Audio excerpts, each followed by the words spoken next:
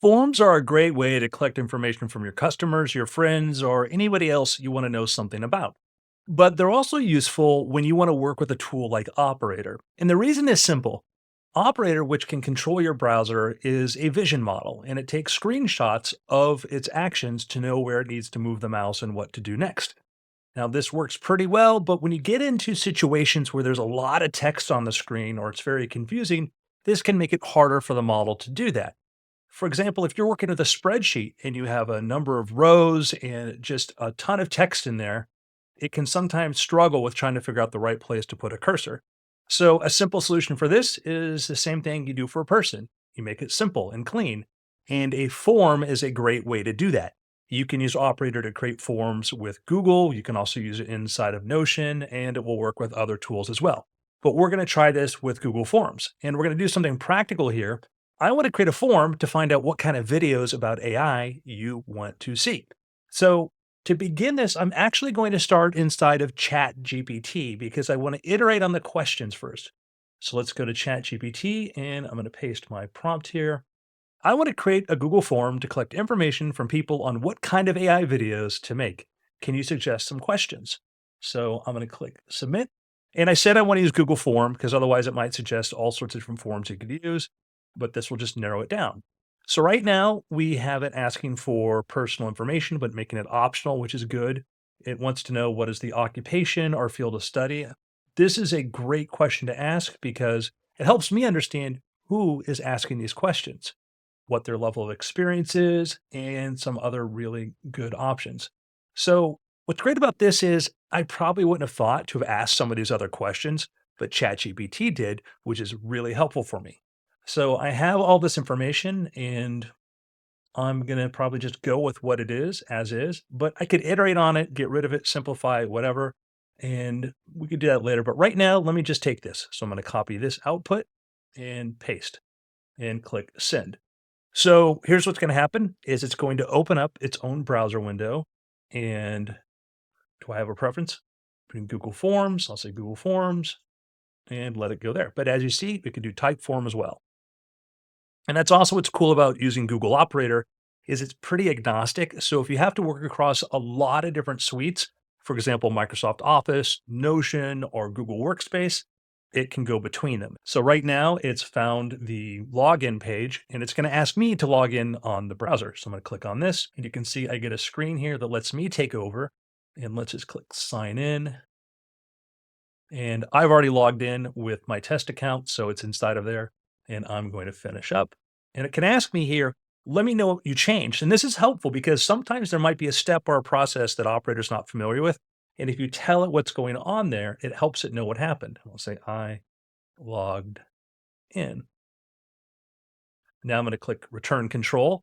So this brings operator back into play and it's now going to be running things. If I click this tab here, it puts the browser on the right side and the chat on the left, which can be easier to see it, and it makes the browser bigger. So we can see it's already opened up a form and we can watch it work. It's a little bit hypnotic. AI related video insight survey, that's fine. And it's going to take the questions ChatGPT created for us and put them in here. We can go ahead and speed up this because it's working as expected. Now, an important note is that at some points, I might see it do something that I don't want it to do where I need to change something. You can actually intervene and go message operator and tell it in the middle of a task, hey, do this instead of that. Right now, it's doing what I asked it to, so I don't need to do that. But don't be afraid when you see it going down an alley and getting stuck to tell it, hey, try something different. Now, operator is pretty new, which means it will work really well on some things and you'll encounter rough edges on other parts. Like most other AI systems, they improve at a dramatic rate. Now, the first thing you might notice is this seems kind of slow, and that's definitely the case, is that this is the kind of task that you might want to run and go do something else while it operates in the background, but you keep an eye on it. The cool thing about Operator is it understands that, and you can actually click on notifications and say, hey, just keep running and then give me a notification in the browser when you need me to intervene or do something. So think of this as a multitasking tool. Let this run while you do something else. As Operator works, you'll notice that it's telling me what it's doing right here. This gives you an insight into what's taking place, and I can expand on that and see all the steps that it's followed. It chose a blank form, created a form title, added the first question, etc. And this helps you keep track of how far along it's going. If you see it get stuck or repeat something, then you know you have a problem. Right now, it's just adding all the questions. So there we see it's created our survey and given us a summary. It says it's created it and added the questions. And it wants to know if I would like it to publish it. So I'm going to say yes, publish, make it public, no sign in required. So now it's going to go into here, and I could also do other things like change the colors, adapt it, etc. But it's just going to let anybody publish it with the link. Click publish, and now that's there. So I'm going to wait for this to finish up, and then I'm going to do something which is going to be very helpful in the future if I want to use surveys or forms like this to add data, and that is have Operator use it. So let's click on this link, and cool, we have that. It shows my account, etc. There's all the questions, and this is great. So I'm going to ask it to, can you fill out the form yourself? This is a really good way to one, test the form. And second, if you want to add a bunch of data to it, et cetera, we can try it. It says it can't do that. I'm going to say, click on the link. The model can sometimes be a little bit conservative and assuming that it can't do something, but it's actually copying the response link and it's now going to go there and try to fill it out. If you run into a situation where it says, hey, I can't do it, try nudging a little bit. Sometimes legitimately it can't do it because if there's a situation where like a CAPTCHA comes up, it can just ask you to do that. So it's going to paste that in there, go to the form, and now it can actually take it. I want you to create some sample data, at least one response. So it said it couldn't. I said, yes, you can, gave it a little motivational talk, and now it's filling out the form.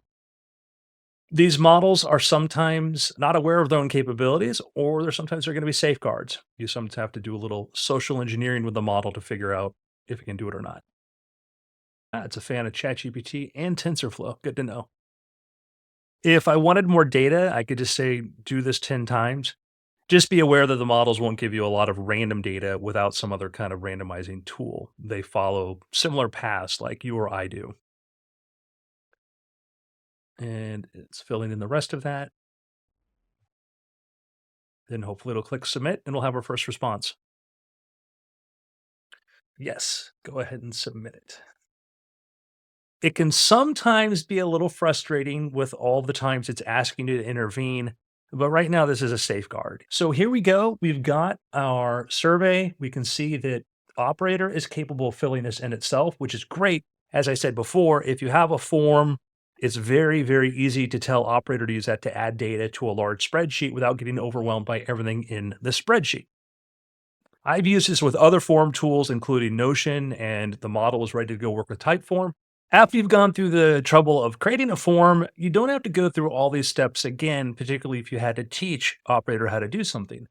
I'm going to go up here and click Save Task, and it's going to give it a title and some instructions. And if I needed to have it use a URL, and I could paste in Google Forms here, but I'm just going to save that. So this is actually a way to go use this again and again if I have to create new forms. And speaking of forms, now that I have a user feedback form on what kind of videos people might want to watch, I guess I could put this in the description and let you click on it and tell us what you want to see.